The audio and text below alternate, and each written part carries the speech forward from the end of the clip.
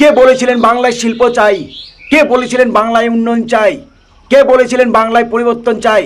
যে সমস্ত সাধারণ মানুষ বলেছিলেন, সেই সমস্ত সাধারণ মানুষের মুখে ফুল চন্দন পড়ুক। কেন? কারণ আজকে দুটি বড় শিল্প নিয়ে তথ্য দিতে চলেছেন আমাদের বিজেপি নেতা দিলীপ ঘোষ মহাশয়। কি বললেন দুটি বড় শিল্প নিয়ে?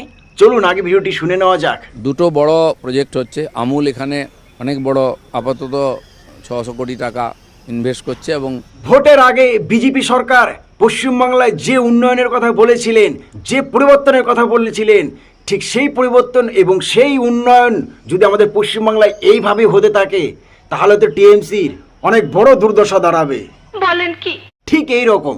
তোমার বাড়ির সামনে দিয়ে আমার মরণ যাত্রা যেদিন যাবে, মরণ যাত্রা যেদিন যাবে।